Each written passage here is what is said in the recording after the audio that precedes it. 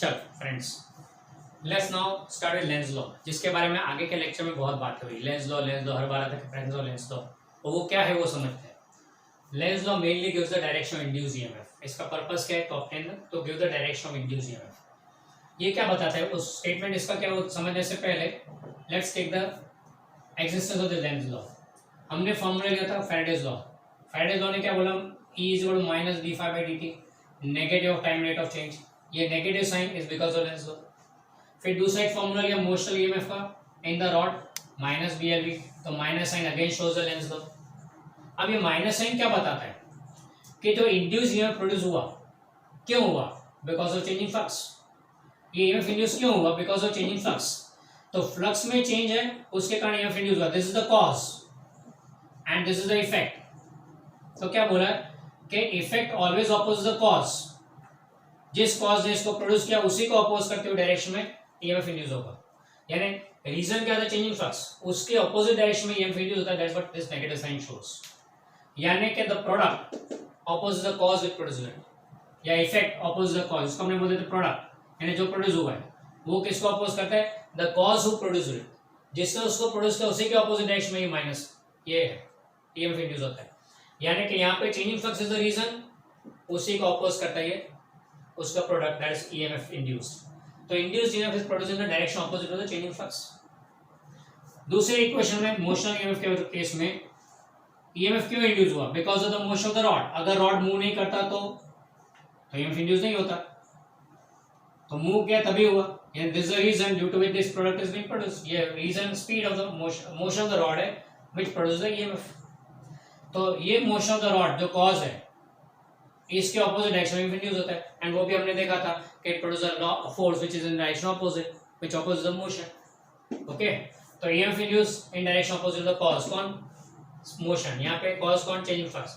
तो general statement क्या देते हैं, the EMF is induced, the induced EMF और the polarity of the induced EMF is such that the induced current produced due to it is in direction opposite of the changing flux which had produced it.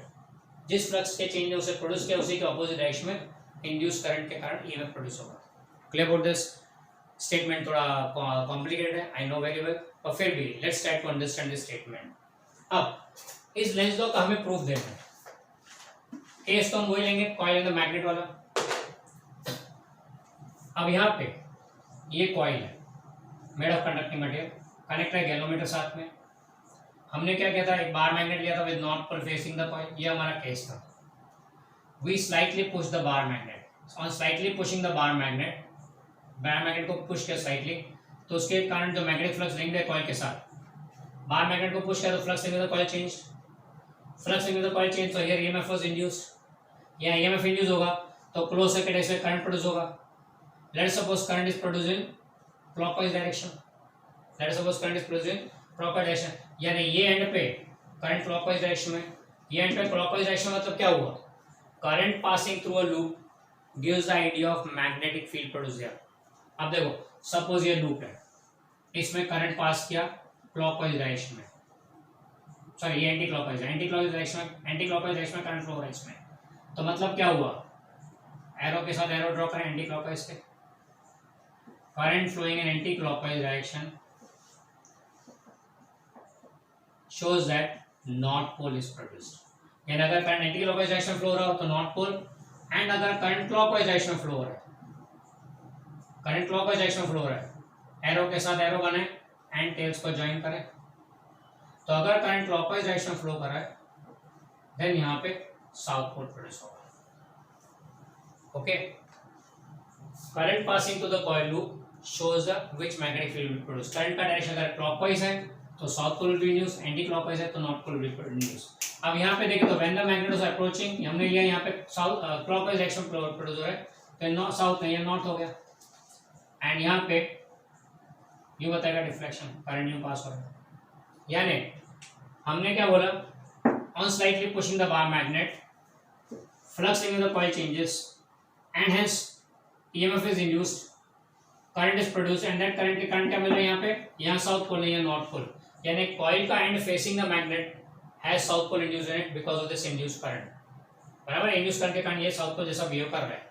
अब ये south pole जैसा behave करेगा तो south तो north को attract करेगा, तो slightly push कर दिया, यहाँ पे साउथ पोल प्रोड्यूस हो गया, साउथ अब नॉर्थ को अटैक करता रहेगा, अब पुश करने की जरूरत नहीं है, स्लाइटली पुश करने का, फिर पुश करने की जरूरत नहीं है, the magnet will be moving automatically, magnet moves automatically, बराबर है। ऑटोमेटिकली मतलब क्या, ऑटोमेटिकली का मीनिंग है without doing any work, automatically means without doing any work. तो आप यहाँ कोई भी काम मेहनत नहीं कर रहे, अपने आप रॉड मूव कर रहे हैं। Now as the rod comes nearer the magnetic flux in the coil increases, change हो रहे हैं, चेंज इंक्रीजेस, तो यहाँ EMF induce increases, EMF increases, so current also increases, current increases, तो यहाँ पे हीट जनरेट होगी आई स्क्वायर आर टी, ज्यादा हीट जनरेट होगी आई स्क्वायर आर टी। अब ये हीट एनर्जी आई कहाँ से, इंड्यूस करंट के कारण। इंड्यूस करंट क्यों आया, क्योंकि ईएमएफ इंड्यूस हुआ, ईएमएफ इंड्यूस हुआ क्यों, क्योंकि motion of the bar magnet को कौन मूव करा रहा है, अपने आप। तो without utilising any energy you are getting heat energy, without utilising any energy you are getting heat energy, ऐसा तो दद्दू मानेगा ही नहीं। मतलब कि ये जो हमने assumption किया यहाँ पे साउथ प्रोड्यूस हुआ है, पॉसिबल ही नहीं। हमने बोला सपोज साउथ इज प्रोड्यूस, याद है ना, और slightly pushing the bar magnetic flux in the coil changes and so suppose here south pole is produce and the current is in clockwise direction, ये हमने सपोज किया था। तो हमारा सपोजिशन क्या बोलता है, ये हीट जनरेट होगी at the cost of no energy, without using any energy how can you have heat energy produce, energy का कोई फॉर्म यूटिलाइज ही नहीं किया तो नया एनर्जी कहाँ से बनेगा, पॉसिबल ही नहीं है। मतलब क्या हुआ, दद्दू does not allow this thing, यानी यहाँ दद्दू गलत है, ये हमारा एजम्पशन गलत है। ऑब्वियस है, घर में कभी दादाजी गलत नहीं होते, गलत हम ही रहते हैं। दद्दू की बात is the final. Who is दद्दू, दद्दू is the one who has the sole authority in the family. उन्होंने एक बार बोल दिया यस तो यस, नो तो नो, फिर कोई भी माइका लाल उसको हिला नहीं सकता, ये पोजीशन दद्दू की होती है। तो यहाँ पे भी ऐसा ही है, दद्दू ने बोला ऐसा हो ही नहीं सकता, without using any energy you are getting heat energy. मतलब कि आपका assumption that here south pole produces wrong, यहाँ साउथ प्रोड्यूस हो ही नहीं सकता। तो ठीक है, अपने को क्या प्रॉब्लम, दूसरा एजम्पशन नॉर्थ पोल ले लेते हैं। चलो चेक करते हैं उससे क्या होता है। फिर से वही coil connected to the galvanometer, bar magnet का north pole approaching the coil. अब यहाँ पे बार मैग्नेट को स्लाइटली पुश किया, magnetic flux in the coil change हुआ, फ्लक्स चेंज हुआ तो सपोज यहाँ नॉर्थ प्रोड्यूस हुआ, यहाँ साउथ प्रोड्यूस हुआ। नॉर्थ होते हैं एंटी क्लॉकवाइज डायरेक्शन में करंट, एंटी क्लॉकवाइज करंट, तो ये बताएगा डिफ्लेक्शन। फिर ये नॉर्थ प्रोड्यूस हुआ, ये नॉर्थ को रिपेल करेगा, नॉर्थ को रिपेल करेगा, पर हमें तो मूव करना ही है, इस हम कंटिन्यूसली मूव करते रहेंगे, will be continuously doing work to move the magnet. हम वर्क करते रहेंगे अगेंस्ट द रिपल्शन, वर्क करते रहेंगे, ज्यादा फ्लक्स में चेंज इंक्रीज तो EMF induce also increases, so current also increases and hence heat is produced. तो हीट क्यों प्रोड्यूस हुआ, क्योंकि कंटिन्यूसली वर्क इज डन। दद्दू बोले अब बराबर, वर्क करते रहोगे हीट जनरेट तो बराबर है, मतलब कि नॉर्थ पोल प्रोड्यूस हो रहा है, बराबर है। नॉर्थ अप्रोच कर रहा है तब नॉर्थ प्रोड्यूस हो रहा है। देखो नॉर्थ साउथ बार मैग्नेट का cause, north south due to induce electric current effect oppose the cause, ये जो नॉर्थ साउथ प्रोड्यूस हुआ यहाँ पे वो इस कॉस को अपोज कर रहा है, यानी इंड्यूस करंट सच डायरेक्शन प्रोड्यूस होगा कि मोशन ऑफ बार मैग्नेट को अपोज कर, यहाँ कॉस हुआ है ना, रीजन हुआ है चेंज फ्लक्स का, तो उसको अपोज कर रहा है। So when we find that bar magnet का north pole is approaching, here north will be produce, आ रहा है तो रिपेल करेगा। अगर इसको रिवर्स कर दिया, इधर साउथ कर दिया, तो साउथ पोल इज अप्रोचिंग, लिया हो तो अप्रोचिंग है ना, आ रहा है तो आने नहीं देगा, तब यहाँ साउथ प्रोड्यूस हो जाएगा वापस, तो साउथ रिपेल करेगा। तो आपको दम लगाना पड़ेगा, यानी आ रहा है तो अपोज करता है। और अगर मान लो rather than this the bar magnet is moving away with north pole here and south pole here, bar magnet use आ रहा है तो उस केस में ये नॉर्थ प्रोड्यूस होगा। अगर ये नॉर्थ प्रोड्यूस होगा तो नॉर्थ को रिपेल करेगा, ऑटोमेटिकली जाएगा, नहीं ऑटोमेटिकली इज नॉट अलाउड। तो जब north is receding eight that time here south will be produced, यानी जा रहा है तो जाने नहीं देगा, आ रहा है तो आने नहीं देगा। लेंस लॉ क्या बोलता है, अगर बार मैग्नेट आ रहा है तो आने नहीं देगा, रिपेल करेगा, तो नॉर्थ पोल आ रहा है तो नॉर्थ जनरेट होगा, साउथ पोल आ रहा है तो साउथ जनरेट होगा, उल्टा काम करता है, आ रहा है तो आने नहीं देता, जा रहा है तो जाने नहीं देता। दैट वाज द लॉ, यानी कि हमारा assumption सही पड़ता है, कौन सा, ऑपोजिट डायरेक्शन में ईएमएफ इंड्यूस होता है, कॉस से ऑपोजिट डायरेक्शन में ईएमएफ इंड्यूस हो, ऐसा यहाँ प्रोड्यूस होता है। That what is the Lenz law. तो लेंस लॉ क्या बताता है, कॉस एंड इफेक्ट दोनों हमेशा एक दूसरे के ऑपोजिट डायरेक्शन होते हैं। That what the Lenz law says. इसको प्रूव करने के लिए हमने जो मेथड लिया है, वो मेथड क्या है, दिस मेथड में हमने क्या किया, इसमें पहले रॉन्ग assumption किया, प्रूव करते हैं कि रॉन्ग है, फिर राइट assumption लिया एंड प्रूव आउट। इसको बोलते हैं hypothesis and contradiction method. Maths में लॉजिक का एक अप्रोच है, प्रूविंग अ थियरम और proving some point. At that time you have one more, एक तो सीधा सीधा अप्रोच है, डेट गिवन डेटा से प्रूफ ले आओ, दूसरा अप्रोच है उल्टा, hypothesis and contradiction, make a wrong hypothesis and contradicted, wrong चीज को रॉन्ग प्रूव करो तो सही चीज अपने आप आ जाएगी बात। तो एक मेथड हो गया जिंदगी में, ये आपके लाइफ में कभी ना कहीं आप यूज करते, कहीं कहीं जगह पैसा हो सकता है आप सीधा प्रूव करो तो सामने वाला मानता नहीं है तो उल्टी बात समझाओ उसको, बोलेगा नहीं नहीं आओ तो ना था, तो उल्टी बात को ना बोल दिया मतलब सीधी बात आ जाएगी। तो कई बार वो उंगलियां सीधी रखने घी निकलता है, कई बार उंगलियां टेढ़ी करनी पड़ती है, कई बार कान सीधा यूं पकड़ना है, कई बार घुमा के पकड़ना पड़ता है, होता है ना, वही है हाइपोथेसिस कॉन्ट्राडिक्शन मेथड। ये हो गया रिगार्डिंग लेंस लॉ। अब लेंस लॉ का एप्लीकेशन क्या है, बेसिकली हमारे डेली लाइफ का तो ये बहुत ही कॉमन एग्जांपल है लेंस लॉ। लेंस लॉ क्या बोलता है, वर्डिंग याद करें, Lenz law says that the product opposite the cause with producer, the product always opposite the cause with producer. अब ध्यान से समझना जो मैं समझा रहा हूं, लेंस लॉ बोलता है कि product always opposite the cause with producer, जिस कॉज ने प्रोडक्ट को प्रोड्यूस किया ये प्रोडक्ट उस कॉज को अपोज करता है, ये फादर ये सन है, son is the product, father is the cause. अब फादर एंड सन का टाका हमेशा भिड़ेला होता है, जो बॉयज है उनको पता है कि पापा के साथ अपनी ज्यादा नहीं बनती है, पापा गुस्सा करते हैं हमारी ज्यादा बनती नहीं है, माँ के साथ ज्यादा बनती है पर पापा के साथ सॉरी, क्यों, product always opposite the cause with producer. पापा बोलते हैं सुबह जल्दी उठ के पढ़ा कर, वो दुना और हम तो रात को लेट ही पढ़ेंगे, अरे रात को जल्दी सो जाएगा 10 बजे और सुबह 4 बजे उठ के पढ़ने बैठा कर, इतना जल्दी नहीं उठ सकते, रात को 2 बजे तक पढ़ सकते हैं तो इतना जल्दी नहीं उठ सकते। पापा बोलते हैं नजदीक में कोचिंग क्लास है, साइकिल लेके चले जाना, पागल समझ लगे, साइकिल बाइक दिलवा रहे हो तो साइंस करता हूँ नहीं तो नहीं पढ़नी है, बात बात पे क्रॉस होता है। And this called Lenz law, the product which opposite the cause with producer. Step आगे चले तो ग्रैंडसन आएगा, नहीं तो चलो नीचे नहीं चलते ऊपर चलते हैं, grandfather, grandpa, product opposite the very cause with producer, यानी ये प्रोडक्ट अपने कॉज को अपोज करता है। बापू और दद्दू के हमेशा झगड़ा चलता ही रहता है, वो भी हमने नोटिस किया होगा, पापा का दादाजी के साथ बवाल चलती रहती है, क्यों, वहां पे भी ये प्रोडक्ट ऑपोजिट द कॉज, क्या लग गया, यानी product always opposite the cause, sun father के ऑपोजिट, फादर ग्रैंडफादर के ऑपोजिट है। आप देखो दद्दू अने बेटा सेम डायरेक्शन, क्यों, दुश्मन का दुश्मन दोस्त होता है, ये दुनियादारी है, लेंस लॉ, लेंस लॉ बोलता है। इसलिए दद्दू की और पोते की ज्यादा बनती है, ये 55 है ये बचपन है, दोनों हमेशा साथ साथ चलते हैं, एंड पीस आता है बीच में ये वर्तमान, कह रहा है कि नहीं, फादर को इसकी भी गालियां सुननी है इनकी भी गालियां सुननी है, पर ये फादर कोई बात नहीं वेट करते हैं, बच्चों अपना का भी वारा आने वाला है, the product will oppose the cause. अब ये प्रोडक्ट एंड ये दोनों दोस्त हो गए, क्लियर, ये लेंस लॉ डेली लाइफ में।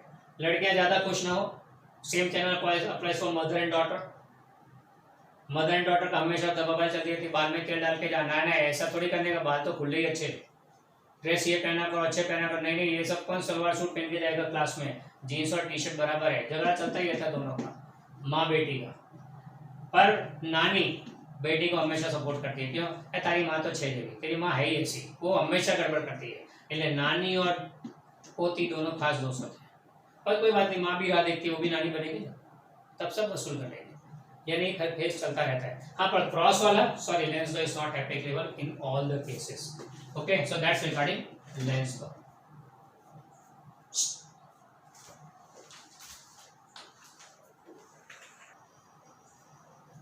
So now we start with eddy currents. Eddy currents are another topic which is connected to this induction. Now eddy current basically है क्या चीज, तो सपोज एक यूनिफॉर्म मैग्नेटिक फील्ड है, फिर से वही ले लिया perpendicular entering in the board, एक यूनिफॉर्म मैग्नेटिक फील्ड है, इस मैग्नेटिक फील्ड में अगर कोई रॉड मूव कर रहा है, let's say rod is falling freely, बराबर है। अब यहाँ पे मैग्नेटिक फील्ड कैसे है, perpendicular plane of board entering in, rod is like this, the length of the rod is this way horizontal and it is falling vertically. ध्यान से देखें तो magnetic field intensity b bar, length l and velocity v, तीनों mutually perpendicular है। जब भी ऐसा situation हो तो हमेशा ईएमएफ इंड्यूस होगा। अगर इन तीन में से कोई भी दो पैरेलल हुए, परपेंडिकुलर नहीं हुए, इन केस पैरेलल हुए तो no EMF will be induced, यानी तीनों को म्यूचुअली परपेंडिकुलर होना कंपलसरी, तीनों को म्यूचुअली परपेंडिकुलर होना कंपलसरी है। अगर कोई भी एक जोड़ी पैरेलल हो गई forget it, no EMF will be induced. Okay, ये कंडीशन है रॉड में ईएमएफ इंड्यूस होने का। चलो अभी यहाँ पे जो हमें डिस्कस करना है वो क्या चीज है। A rod is falling freely, it is moving perpendicular to magnetic field, so EMF will be induced। क्यों EMF इंड्यूस होता है? क्योंकि एक साइड पे नेगेटिव और दूसरी साइड पे पॉजिटिव चार्ज इकट्ठा होता है। एक साइड पे नेगेटिव, दूसरी साइड पे पॉजिटिव चार्ज इकट्ठा होता है, इससे potential difference has been produced. Now rod is a very thin one, एकदम पतला सा रॉड है, इसलिए इलेक्ट्रॉन इस तरफ जाएगा या इस तरफ जाएगा, दो में से एक ही तरफ रास्ता है, no way else.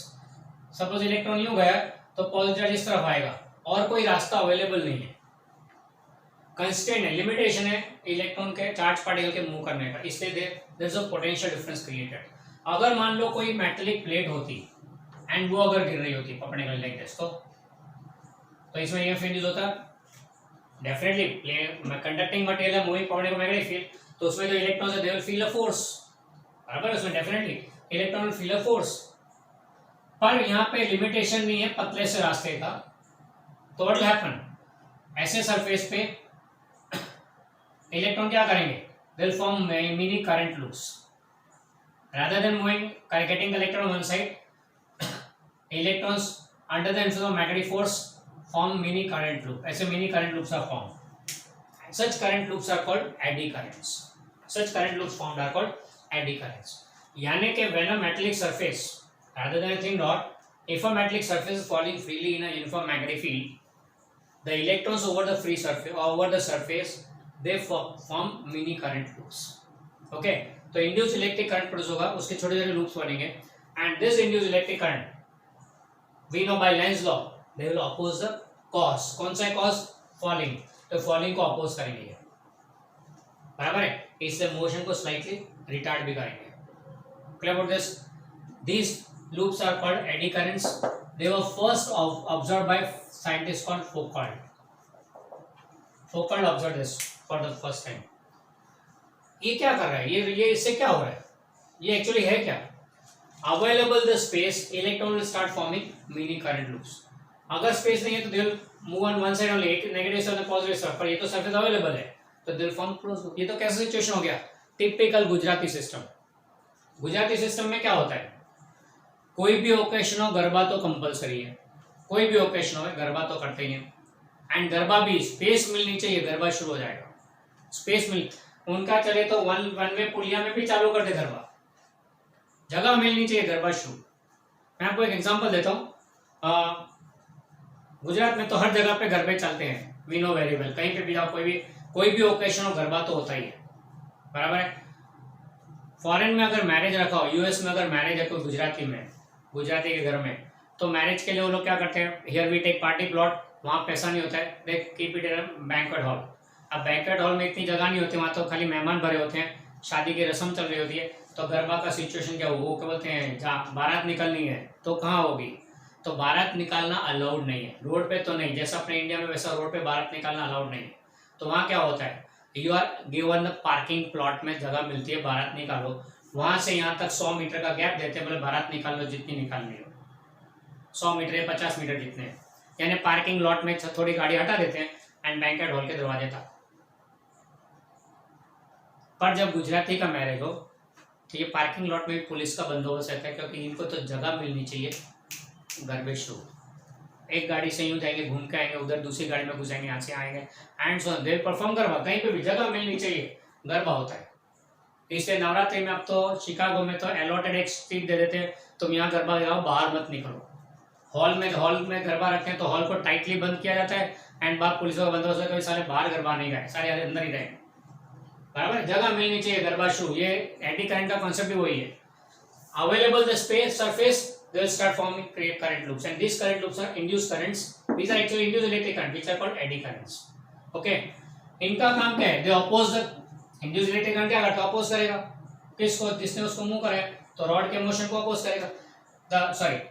suppose the disk is falling with acceleration g, free fall है, acceleration g रहेगा, तो इसके कारण ये g acceleration reduce less than g हो जाएगा, तो the motion of the disc is opposed. इसका एक और एग्जांपल भी है, सपोज दो बार में मैग्नेट के दो पोल्स ले लिए, नॉर्थ पोल और साउथ पोल, एक हम लोग पेंडुलम बनाते हैं, पेंडुलम में नीचे नॉर्मली एक मेटल स्फीयर रखते हैं, उसके बाद एक डिस्क कर देते हैं, मेटल की डिस्क, एंड फिर इसको ऑसिलेट कर रहा है। मैग्नेटिक फील्ड में ऑसिलेट हो रहा है तो इंड्यूस इलेक्ट्रिक करंट तो बनना ही है, एंड वो electric induce electric eddy current form होंगे इसमें, एंड एडी करंट के कारण क्या होगा, जो ऑसिलेशन यूं चल रहा था वो धीरे धीरे रुक जाएगा। क्यों? ऑपोजिंग द मोशन, डैम्पिंग में लाकर।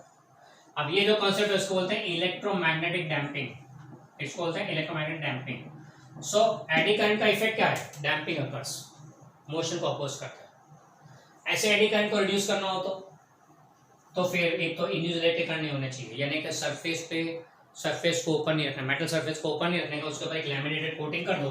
If you do a coating of laminated material in non conducting material तो फिर no induce current, no eddy currents. Okay, एक तो वो मेथड है। दूसरा मेथड, गरबे करने की जगह मत दो, जगह मत दो। ये कैसे? ये जो डिस्क है ना, इसको यूं टूथिंग कर दो, टूथ डिस्क बना दो, टूथिंग यानी यूं ऐसे छोटे काट के छोटे स्लॉट्स बना दो। स्लॉट्स बनाओगे टूथिंग हो गया इस व्हील का, इस सरफेस का टूथिंग हो गया। तो टूथिंग हो जाएगा तो electrons will not gate sufficient space, तो मिनी करंट लूप बनने का तो कोई सवाल ही नहीं उठता है। जैसे वो टूथिंग में लगा, ऐसा टूथिंग कर दो, स्लॉट्स बना दो, तो सरफेस कंप्लीट मिलेगा नहीं, तो एडी करंट प्रोड्यूस होंगे नहीं, इसलिए the effect can be reduced. Okay, तो दो रेमेडीज, दो मेथड है। एक तो लेमिनेटेड कोटिंग कर दो, दूसरा टूथिंग कर दो सरफेस को, डिस्क को। पर साइंटिस्ट ने इसका भी पॉजिटिव यूज किया। There are many different uses of it, उसमें से हम लोग एक डिस्कस कर लेते हैं। ट्रेन में ब्रेकिंग के लिए अप्लाई होता है। अब ब्रेक्स कैसे लगते हैं? नॉर्मली हम लोग देखते हैं कि ब्रेक जब अप्लाई किया जाए तो व्हील जो घूमता है उसके ऊपर पैड आके चिपकता है एंड व्हील के मोशन को ऑब्स्ट्रक्ट करता है एंड व्हील धीरे धीरे रुक जाता है, स्पीड कम होकर उसके ऊपर रुक जाता है due to this friction by pad. ये तो नॉर्मल व्हील वाले ट्रेन की बात है। और अगर ट्रेन व्हील बिना के हो तो हम लोग ट्रेन व्हील बिना के ऐसी कोई ट्रेन होती है? हाँ, मैगलेव ट्रेन होती है, maglev train, MEGLEV, maglev train. ये मैगलेव ट्रेन क्या है? मैग्नेटिक लेविटेशन पे चलती है। पटरी पे ट्रेन, जब ट्रेन रुकी है तब पटरी पे है, पर ट्रेन जब चलती है तो पूरी ट्रेन हवा में होती है, पटरी को टच नहीं, no contact with the track. When the train moving there is no contact with the track. जब स्टेडी है तब रुकी हुई होती है तो पटरी पे है, पर जब चलती है तो हवा में रहती है, पटरी से ऊपर। अब ऐसी ट्रेन जब चल रही हो, तब मैगलेव ट्रेन जब चल रही हो तो उसको रोकना हो तो क्या करें? ब्रेकिंग पैड आके चिपकेगा उस पर, व्हील स्लो होगा। तो यहाँ कैसे होगा? No contact with the track. तो यहाँ पे it is a concept of eddy current which is used. क्या होता है, कैसे होता है, वो हमारे लेवल की बात नहीं होगा, इतना ही याद रखना है। मैगलेव ट्रेन में ब्रेकिंग सिस्टम्स के लिए एडी करंट्स का use, and there are many different application of it. आप नोट्स में पढ़ लेना, दैट इज प्योरली इन्फॉर्मेशन। तो नोट्स में लास्ट पेज पे एडी करंट्स के बारे में दिया हुआ है, so just go through that. इतनी बेसिक चीज याद रखनी है, बाकी सारी उसमें कहानियां हैं। Okay, so that completes our eddy currents.